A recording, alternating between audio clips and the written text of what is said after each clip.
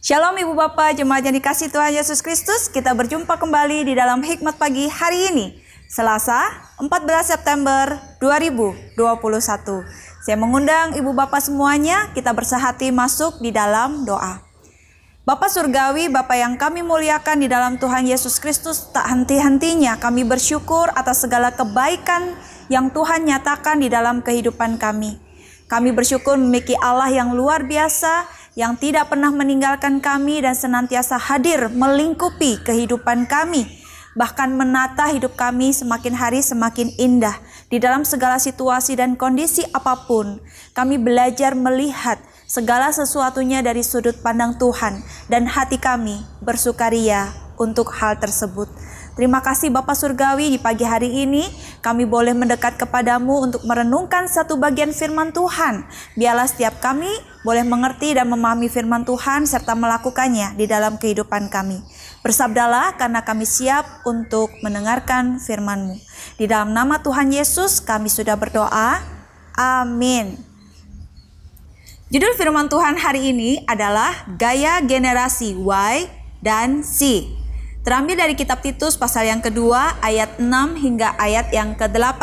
Namun saya akan membacakan ayat yang ke-6 hingga yang ke-7 saja.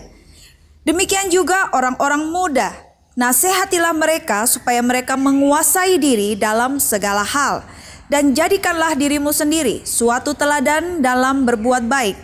Hendaklah engkau jujur dan bersungguh-sungguh dalam pengajaranmu. Demikianlah sabda Tuhan. Ibu Bapak jemaat yang dikasihi Tuhan Yesus Kristus, generasi Y atau milenial diakui sebagai generasi yang mahir menggunakan media sosial dan smartphone. Tetapi mereka dicap sebagai generasi yang malas karena lebih sering bermain gadget. Meskipun sebenarnya generasi milenial memiliki keingintahuan yang tinggi, percaya diri, dan suka membaca buku. Kelemahan generasi Y adalah sangat rentan terserang depresi dan gangguan kecemasan. Para penulis dari Institut Berkeley menyatakan, sebagai generasi pertama di internet dan media sosial, generasi yang merasakan dampak resesi terburuk dalam sejarah modern, generasi yang masih bergulat dengan meningkatnya ketidakpastian ekonomi dan prospek keuangan yang semakin memburuk, kaum milenial mengalami kecemasan yang lebih tinggi dari generasi lainnya. Sedangkan generasi Z atau iGen dinilai sebagai generasi yang ambisius, mahir hal-hal digital, percaya diri, mempertanyakan otoritas, sering menggunakan bahasa gaul, suka menghabiskan waktu sendiri, dan rasa ingin tahu yang sangat tinggi.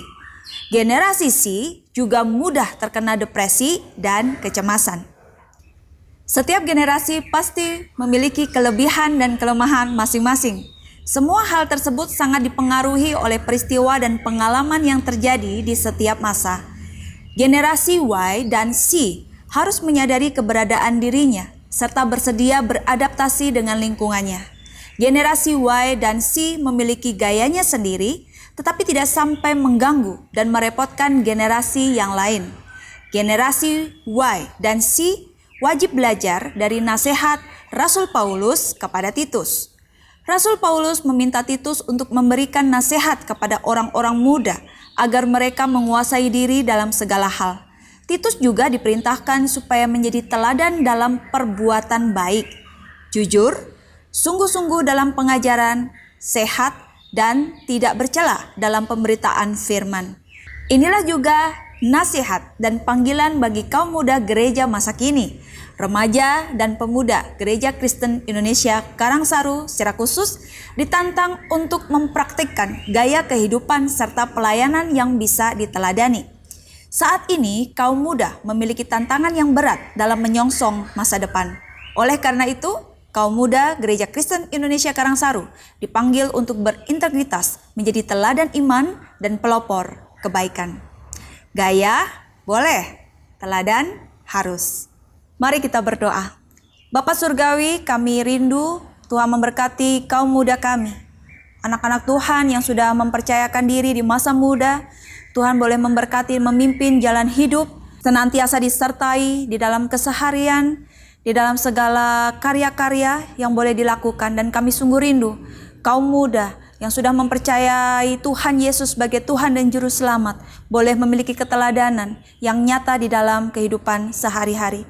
Terima kasih Bapa Surgawi, kami mengucap syukur untuk firman Tuhan hari ini yang kiranya juga boleh menolong kami, memberikan perhatian secara penuh bagi kaum muda kami yang Tuhan boleh percayakan.